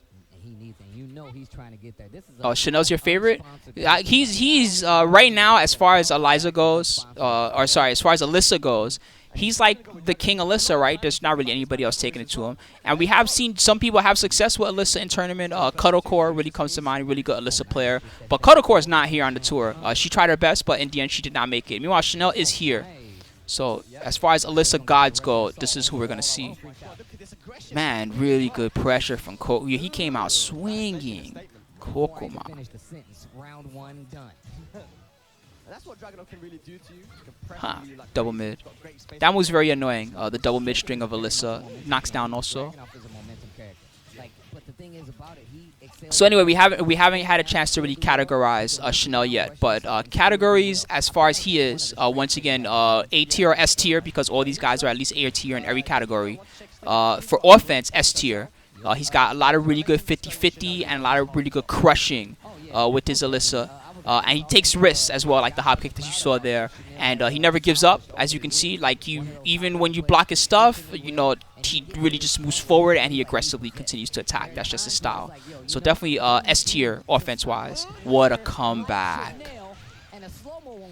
As far as defense, A tier. Has all his punishes down, knows all your strings and all your gimmicks, but you know he can be a little wild himself, which can weaken his defense here or there because he just really loves offense. That's what he's good at. Comeback factor, S class. He's definitely S as far as comebacks. He really knows how to make comebacks happen. He's dangerous with rage, especially. And, you know, not only does he use his rage to get comebacks on you, he also uses his rage to punish you well and to go for better punishment combos and things of that nature. And as far as danger factor also S-class. Again, this is like really the only guy that's playing Alyssa at this level right now. It's going to be hard for you to even get practice to fight him at the level that he's fighting you. And you best believe that he probably knows more matchups with Alyssa than you know fighting Alyssa. And that's just what he's good at. So yeah, really dangerous in all categories. Oh, wow. What?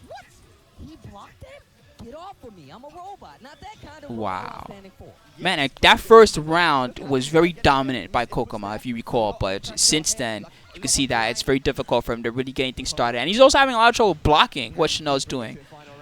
Chanel really good mix-ups, sometimes big mix-ups like that, sometimes just the basic while standing 4 or down forward 3 that you saw there. I think that's a down forward 4, my bad. Sometimes he just gets pokey and then sometimes he swings big. And if you're not ready for which one it is, then you're in a lot of trouble. Good sidestep. That combo was not that good. That's the old down 2 that forces crouch. Oh my goodness. Really good usage of Rage Drive. Chanel taking the first match. I like how he looks around like, yeah. Thank you, Spec. Yeah. Alright, good stuff. I forgot. So Chanel game 1 there. That range where Elise is very strong. This is the game number 2. And again, Chanel's play style is, you know, some guys play the same way over and over. And we talked about it. Like Take, we know we have an expectation of how he's going to play. Chanel is not like that. Chanel is a style changer, okay? He'll play one style, and then he'll get, you can even see it in his face, like he'll get pissed off at himself and be like, you know what, that's not working. I don't feel like this. And then he'll change gears completely. Sometimes he'll run away. Sometimes he'll stay in your face. Sometimes he'll do both. And it's really hard to tell which Chanel you're going to be fighting. At which moment. Okay, no punish on the down back 3. Goes for the mid option this time. Big miss there. He paid for it. Wow, clean. KKOKKOMA. Yeah, for sure. It's working out for him. Interrupt. Very good. And good tracking there. Went for a tracking mid rather than a tracking high, just in case KKOKKOMA ducked, which he did indeed duck. On the legs. And now KKOKKOMA going back to that compact style that I was talking about before. Oh man, this movement is so good from KKOKKOMA. He's really locking down Chanel.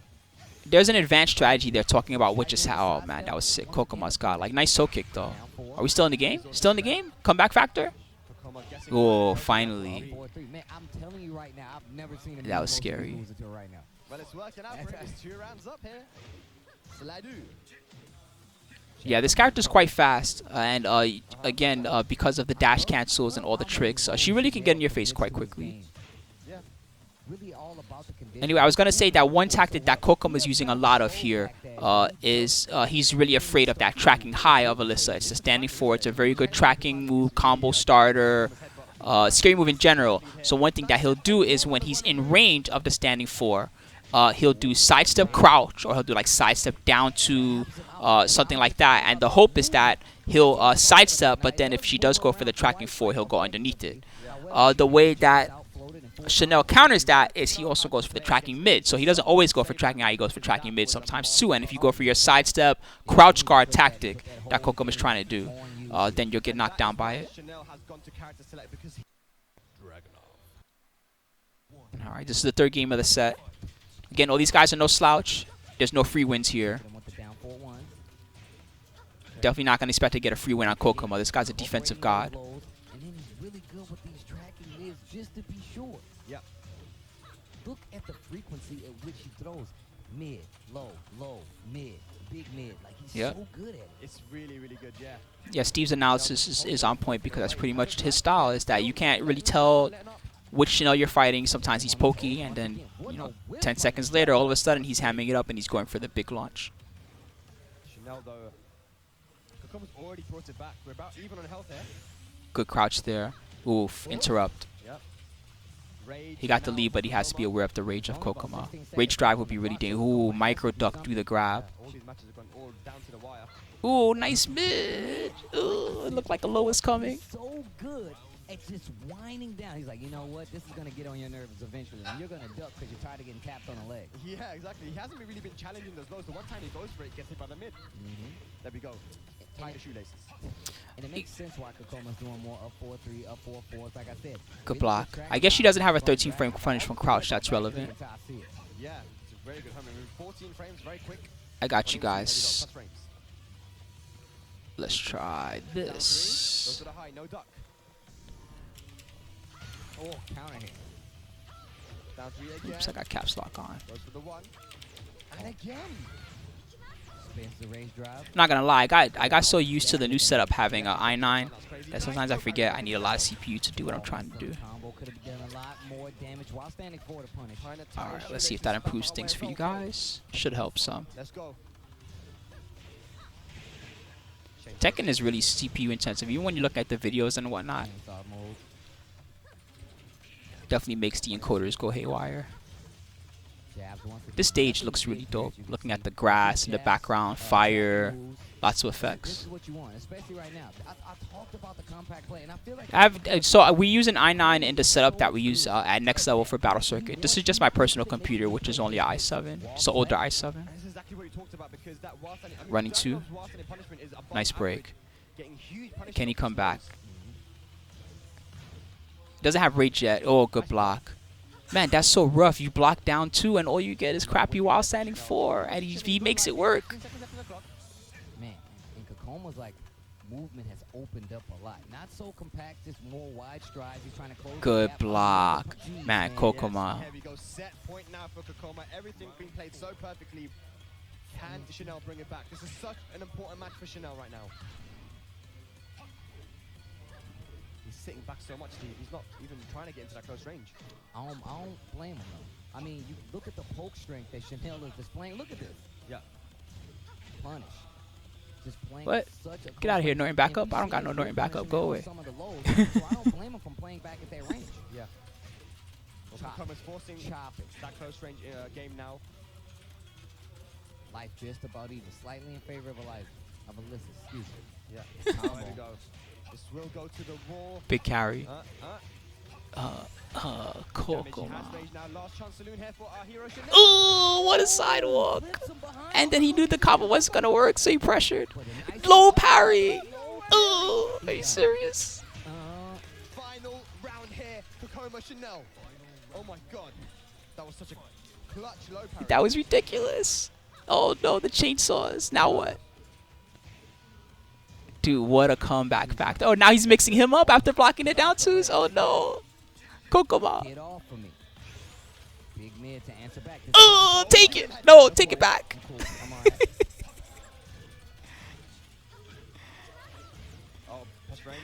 No. No grabs allowed today. Ah, what a block. Like I said before, Chanel. Yo, Chanel. Yo, how many down twos did he block, dog? He was like, yeah. Ooh. Chanel legit messes with everybody every time. That was godlike. Yo, Chanel. Anyway, he's a beast. He's definitely very scary. So again, this is another guy that the main thing from him is that, like we talked about, almost everything is S-class. S-class offense, A-class defense, S-class clutch, S-class danger factor. Definitely the most dangerous Alyssa in the world right now. Clearly, and the standings, he has the standings to prove it. Ah, that was so beast. All right, so let's go see who's number 15 right now. Number 15. All right, so we have a tie here, 3-way tie. I forget who's at the end of the tie. I'm just going to go in the order base that we have here. So first off, we got Super Akuma, guys. And I'm going to show you his standings page. And then I'll be right back in just a second to get set up for him. And we're going to take a look at his match at Berlin Tekken Clash, excuse me. I said Tekken Crash, the OGs. Ooh. Anyway, I'll be right back, guys.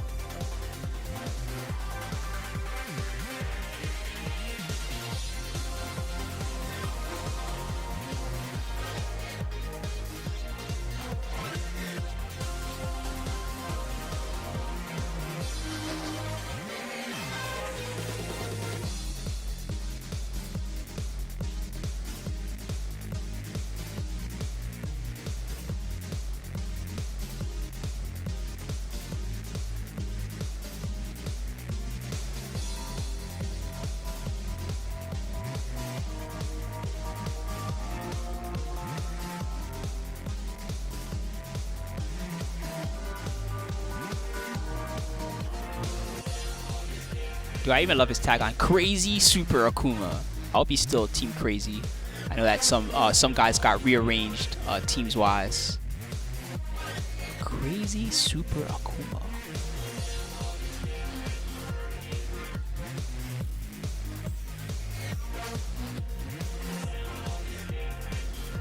Anyway, so one thing that's actually kind of in Super Akuma's favor is that we do know a lot about Akuma thanks to Ricky, Ricksta, and some other good Akuma players as well. But it's hard to get a chance to even fight this guy. Like, I mean, you got to go to Europe to even see what he's about, right? And I mean, dude, he hammed it up in these Europe tournaments. First place at Brilliant Tekken Crash, 7th, first in Ireland. He went to Fergus's home, still got first. ADFT 7th, Fighting Games Challenge 7th, 5th at Rome, first in Kuwait. So yeah, you gotta come out to these events to even see what he's about. And even when you do get to see what he's about, yeah, he's pretty dangerous.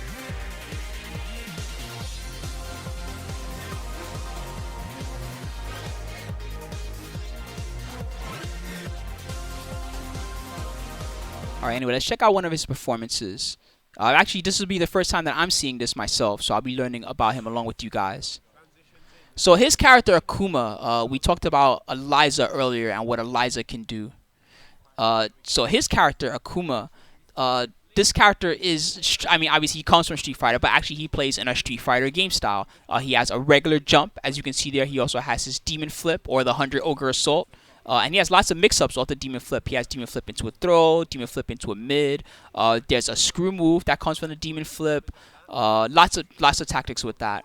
Also, his combo potential is one of the highest in the entire game. If you guys remember Punko back in Season 1, doing like 90% combos on people and things like that.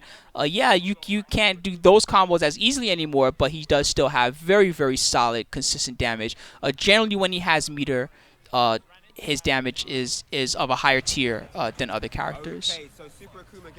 Big weaknesses of this character is that he's a little on the slow side up close. Like once he starts getting, you know, these Demon Flip mix-ups and tricks on you, that makes him really good. But when he can't land the Demon Flips and he has to rely on his pokes is when things can get a little tougher from him. He does have a very good down 4 crouching roundhouse, basically the same as the crouching rounds from Street Fighter. Really good move. That was a frame drop in the video. Another one. I think I remember this stream having some issues. Oh, pick up. Nice carry. Ender. That was clean. Yeah, which Punko kept playing also because he was super good. Nice sweep there. Mix us for day. Oh, double FADC. Look at the damage. Ooh, and then he tried to get a mix-up off of it. Another Demon Flip. Jeez. Sure you. Okay, good block. Good block. That was clean. Wait a minute. Wait a minute. Oh, whoa. That was not fair. Akuma. Ooh, and then he powers up at the end. All right, game number 2. Crazy Super Akuma. Demon Flip pressure and does the flip. Nice, really good spacing. And the down 4. I punish you every time. And I mean, he's just not looking comfortable against Akuma in general, and he's going to have to work out a strategy. He doesn't have much time to do it, but if he wants a chance here, he literally has to. And Mitra Storm, look at the life deficit. Oh, he turned it into a mix-up even though he messed up the combo. That was clean. Nice overhead. Yeah, solid. Street Fighter overheads in Tekken. It even works because of the mid system. Oh, nice, good movement. Man, the movement's coming off of Mitra Storm, but I don't see a lot of Art of Phoenix, which I think is actually pretty good in this matchup. Here's the pressure again. Oh, hey, we got side switches. That was dirty. Tatsu setups. Nice jab. Just demon flipping everywhere right now. Okay. Jumping around like a monkey. Oh, we're out of there. Peace. No shoulder tackles. Okay, no. We don't want to eat that today. Yes. So the reason why Super Akuma is uppercutting there is because usually after that running slash kick of Xiaoyu, there's a little 50-50 there where she can go mid-high, or she has, I think, a low she can do from that situation as well. So he's trying to avoid the mix-up completely by using his uppercuts. Just a smart tactic, but it seems that Mitra Storm is prepared for that. Just when you think it's safe to come out. Oh, so Super Akuma is a hitbox player. Okay, that certainly helps with some of these difficult combos. While standing 2, no punishment. Best believe that knowledge is saved for later. Spring kick. That's a flip kick. Nice, yes, good job. Finally floats him out the demon flip. And I was saying he's going to have to do that if he wants a chance here.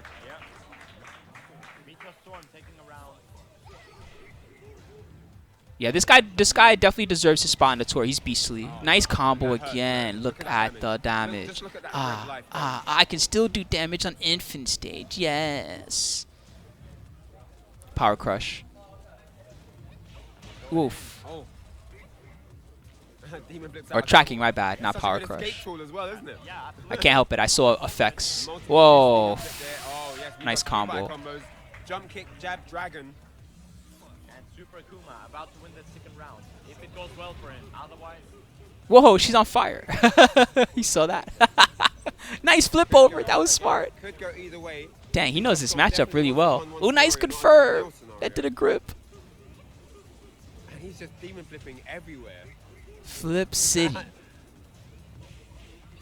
Okay. Cali roll? No, he was ready. Oh, nice. That was cool. And he was ready for the combo. Forward 4. Okay. Oh, didn't get the whiff punish on that. If that works. Oh my god! Caught him jumping back. But it didn't kill him though. Okay, good mid there. Oh, nice. He caught the back turn mix up. 0 to Super Akuma. Super Akuma with his eye on the prize right now. He's 0 right now. Alright, so this is game number 3. Put a spanner in the works.